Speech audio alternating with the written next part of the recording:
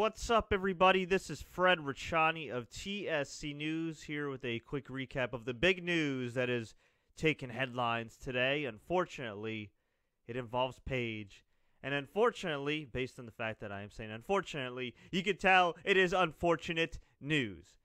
WWE.com confirms that Paige has been suspended once again for a wellness policy violation, which means she is suspended for not 30 days this time, but 60 days. WWE's statement is right here. WWE has suspended Soraya Jade Beavis, Paige, for 60 days effective immediately for her second violation of the company's talent wellness policy. Now, Paige tweeted, "Same bleep, different day, kids. Please don't get prescriptions or doctor's notes. Not acceptable." And then she tweeted, "Rules apply depending on your status." Now, I have no idea what she failed for. I have no idea why she'd fail again after being so recently suspended. This girl is what, 24, 25 years old? She's still a kid in this business. She is somebody that's grown up in this business, who's got a huge fan base, who had a spot on Total Divas that evidently was edited out now. Man, what the hell are you doing, Paige? Now, some people may say, well, Fred, she's under contract for years and years in WWE. She is trying to get fired. It makes sense. No, it doesn't make sense. Because at the end of the day, everybody's got to make a living. At the end of the day, your career is what represents you in a lot of ways. And her family is a wrestling family. This isn't just a job to her. This is something she's been doing her whole life. And granted, she's on the shelf right now, but she was doing very well in WWE for quite a while. And now, she's in dire straits. She's already in creative dire straits. She's been injured. And now she's at odds with management again. Now, look, she could probably go to the Indies if she's released. She can probably use the name Soraya Jade and do her thing, and or whatever name she's going to use, and make some money on the Indies. I'm sure she could. Maybe she could go to Mexico with her boyfriend Alberto El Patron, a.k.a. Alberto Del Rio. But, man, WWE right now, I mean, okay, there are a lot of people that are doing well in the Indies. I don't know if Paige would be one of them. On top of that, she's still so young. She's still so young. You'd think a girl like her has a long career ahead of her, a long, prosperous career. But hey, if she gets released, I think she would have some suitors. That being said, it's one thing if WWE mishandles her. It's one thing if WWE doesn't put her on a pedestal that she thinks she belongs in. But she was on Total Divas. But she was still regularly featured on TV. Maybe not always on Raw and SmackDown, but when she was healthy, she'd be featured. Okay? And at the end of the day, Total Divas is a highly popular show. She got a lot of visibility from that. She did the Wizard World conventions. And for her to just screw this up, I think it's a shame. I really do. Because this is the time when you make your money. Where you work hard and you make your money, especially as a woman in the business. Number 2. The theory that she's trying to quit or trying to get fired so she can spend more time with her boyfriend. Well, with all due respect to Alberto Del Rio, he recently was stabbed, which is the second stabbing incident in the last week or so with the wrestler. Poor Jamie Noble. He apparently accidentally cut somebody off on the road. He apologized when he got to his mobile home. Instead, the guy tried to get physical with him. Jamie took him down, and then 2 of his geek friends, I'm going to say geek friends, his goon friends, his scumbag thug friends, stabbed Jamie. I think one of his lungs collapsed. Crazy. He's still recovering. Best wishes to Jamie Noble. So it's been a scary time for some wrestlers, but the details of Alberto's story are a little weird because, you see, Alberto got stabbed last Sunday, and he ended up missing the AAA show, and Triple H effectively buried him, only to find out, oh wait, he actually had a real-life emergency. And granted, you want to worry about your health when you're getting stabbed and everything, and go to the police and all that, but Ryan Satin of Pro Wrestling Sheet, Dave Meltzer, a number of other people have reached out to the San Antonio Police Department, and they haven't been able to uncover a whole lot of details. So, it seems very shady. Not in the sense that Alberto didn't really get hurt. He shared photos on his Instagram, but it just feels weird to me, all right? Alberto is a guy that the last couple of years has no-showed some independent events, has held up some promoters high and dry. And when I mean held up, I don't mean held them up for more money. I mean just, I guess stood up is the more proper term. Just didn't show up, no show. And he's a guy that left AAA without dropping the championship last year. He's a guy who, for a few days at least, was missing. Now, he was never like officially missing, but there was like a 2-3 day period where people were wondering where the hell Alberto was. Here's a guy who's going through a bitter divorce right now, has this tumultuous relationship with Paige, at least from the outside looking in. It seems tumultuous, not so much between them, but just, ever since they've been together, some weird things have been happening. And then you have him leaving WWE, leaving a ton of money on the table, which, look, I'm no armchair psychologist or anything. I guess he must have been really unhappy to leave all that money behind because, from what I understand, he's going through a bitter divorce right now. So, yeah, I would imagine that she's okay financially.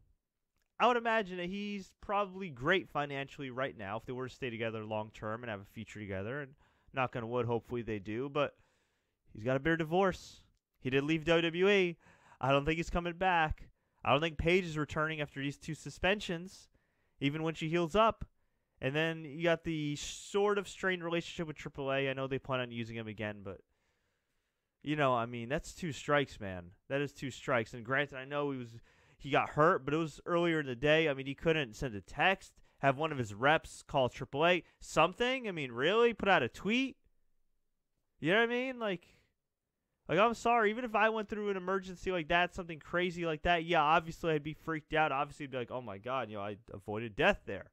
But I don't know. Somewhere in the back of my mind, I think, hey, maybe I should text my boss and just let him know, like, what the hell is going on, even if it's a brief text. But bottom line is there's a lot of weird things going on around Alberto Del Rio. There's been a lot of weird things going on the last 2 years from the outside looking in. Again, I don't know him personally.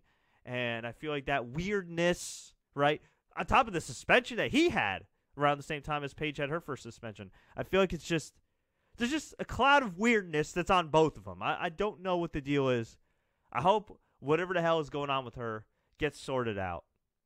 I'd hate to see her get released. Maybe she could make more money on the indies, but I don't know. That's not the way you'd like to see somebody who had such a promising start to their WWE career go out of the company. That's just my opinion. I could be wrong here. Maybe I'm out of line, but I'd like to see her have another shot, but I just don't think so. So we'll see what happens there, folks. We'll keep you posted, but I just want to quickly go over the No Mercy results from last night. I briefly recapped the WWE No Mercy main event, which wasn't really the real main event. We had AJ, John Cena, and Dean Ambrose open the show. They opened the show because I guess WWE wanted to get them on there before the debate started, which I guess sort of makes sense, but it's also kind of stupid because you could watch this on demand anyway. But anyway, as I mentioned in the previous recap, they had a great match. I feel like it could have kicked into a higher gear, but the crowd kind of got, not killed, but got befuddled and confused because AJ had a leg lock. Well, Dean Ambrose had a leg lock on AJ. Cena had the STF, and AJ tapped out. But because it was a double tap out, the match continued. But while the announcers kind of sort of pointed that out to the audience watching at home, they didn't really point it out to the audience watching live. You'd think you'd have Daniel Bryan or Shane McMahon come out and say, hey, this match continues. But nope. Instead, we had Cena hit an AA on Ambrose after a little bit of brawling. AJ hit Cena with a chair, and then AJ retained the championship. We had Baron Corbin beat Jack Swagger. I'm not going to lie, I was not paying attention to this at all. I was watching that ridiculous debate, but I'm sure it was no good. We had Dolph Ziggler and Miz have an excellent match, with Dolph Ziggler getting the win, thwarting the Spirit Squad and Maurice, who got kicked out of ringside. So many freaking near falls. Dolph Ziggler even kicked out after he got sprayed in the eyes and got hit with a skull-crushing finale. And finally, Ziggler hit the super kick when Miz was distracted. 1, 2, 3, wins the IC title. I gotta say, I've been sick of the Ziggler character for a long time. I was over the Miz character years ago, as like a lot of people. Really, that Miz character was going nowhere, and then something clicked, and he just turned it around. And the same thing can be said for Dolph Ziggler this last couple of weeks. Maybe not these last few months. I didn't really like the Ambrose feud at all, and clearly the people at SummerSlam that attended and watched worldwide didn't care for Ziggler in that match. But in this match, the Sacramento crowd cared. The people watching at home cared. They did an excellent job of not only rehabbing their respective characters, but the Intercontinental Championship. So bravo to both men. We also had Alexa Bliss lose to Naomi,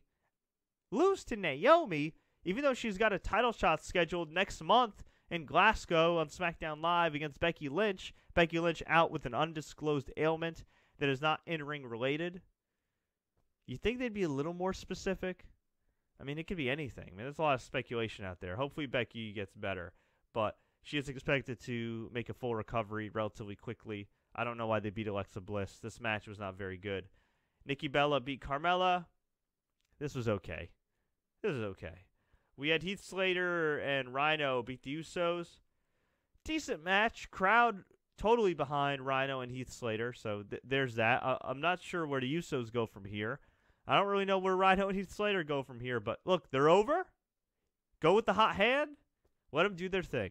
Although eventually I would like to see Heath Slater get his own pinfall. We also had the main event, the fake main event, even though it should have been Ziggler versus Miz. Bray Wyatt beat Randy Orton. Luke Harper returned. Much to the surprise of Randy Orton, Bray Wyatt got the win. Show kind of ended flat on that note, but overall I'd say it was a good show. I mean, the main event and the pacing was weird, but Miz and Ziggler, the triple threat, definitely worth going out of your way to see. But folks, I want to hear from you.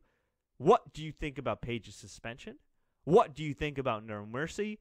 And what do you think about WWE 2K17 coming out tomorrow? I'll be doing an in-depth review. That will be live on youtube.com/TSC Gaming. That's youtube.com/TSC Gaming. So please feel free to subscribe to my video game YouTube channel. I'll have all kinds of 2K17 coverage, wall-to-wall coverage of the new game. But until then, as always, enjoy the matches and games.